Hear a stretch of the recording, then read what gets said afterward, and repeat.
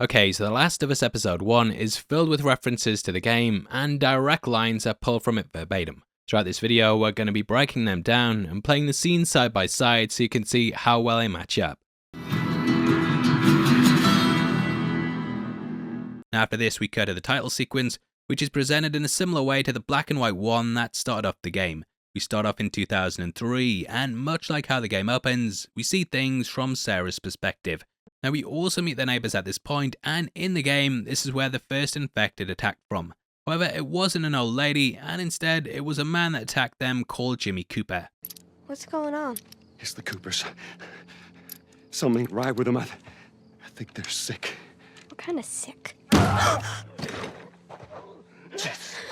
Jimmy! Dad? At this point, we get Joel and Sarah having a conversation on the sofa, which is pulled directly from the game. Honey, this is... It's What? nice, but I think it's stuck. It's not... What? No. Oh, ha ha. Did you? What? I don't hear anything. Where did you get the money for this? Where'd you get the money for this? Drugs. I sell hardcore drugs. Drugs. I sell hardcore drugs. It's better when I do. Love how they do some of this stuff verbatim, and the father and daughter moment is the last real conversation they have. Cut to Sarah asleep, and this plays out similar to how it does in the game, only this time they make the pair a bit closer by having her do it on his lap. And then he puts Sarah to bed, which is when we see her waking up, which is how the game properly starts. In it, you take control of her and walk through the house as you see news reports that are documenting some of the attacks. They have an explosion happen, which then appears on the news as well, whereas here she's woken up by the sounds of passing choppers and dogs. The little Pooch Murphy jumps up at the patio, which I think is playing on the dog we hear barking that we then hear yelping as Sarah gets to the door.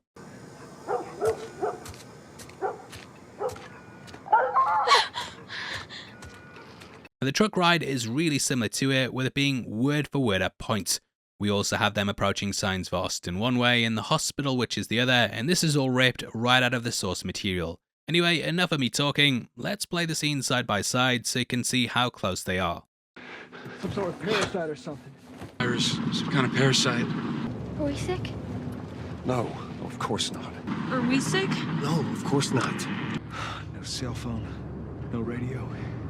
Yeah, we're doing great. A minute ago, newsman wouldn't shut up. No cell phone, no radio. A minute ago, newsman wouldn't shut up. How do you know? Hell. That's Lewis's farm. I hope that sumbitch made it out. God, it's Jimmy's place. We're good. Didn't Jimmy work in the city? What are you doing? Got a kid, Joel. So do we. Keep driving. What do you think you're doing? Keep driving. I got a kid, Joel. So do But we. we have room. Somebody else will come along. Someone else will come along. Fuck! Everybody had the same fucking idea. Everyone and their mother had the same damn idea. Back. No. Come on, people, move. What are they running from? Get us out of here. I'm trying. Oh no. They add a lot of focus to them during the truck scene and actually change up how the crash happens. Originally, it was caused by another one hitting them, but they do a fake out in the episode and instead have plane debris causing it. Now after the truck's thrown off the road, Sarah's unable to walk and Joel has to carry her. This is where we take control of him in the game, and it leads to them running through a restaurant chased by the infected like what we see here. Ordered to shoot Joel and Sarah, he fires upon them, and this ends up killing Sarah. And as always, I'm going to show you how it works alongside the game.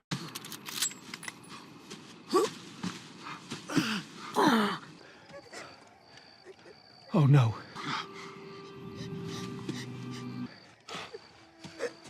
Sarah. Move your hands, babe. No. Okay. I know, baby, I know. God. Listen to me. I know this hurts, baby. You're gonna be okay, baby. Stay with me. No. I know, baby. I know. I know it hurts. I'm gonna pick you up. I know, baby. I know it hurts. I know this hurts.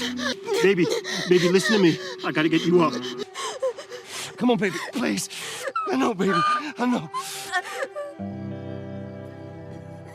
Sarah. Joel. Come on, baby girl. Come on, baby girl. I gotta get you up. Baby.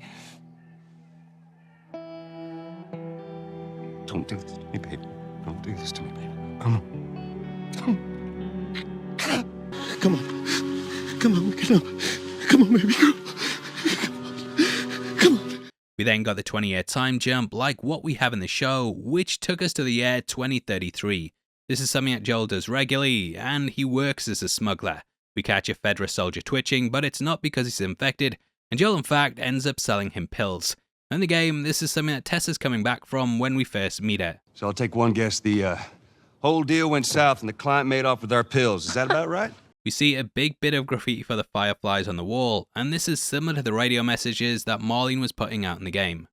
Remember, when you're lost in the darkness, look for the light.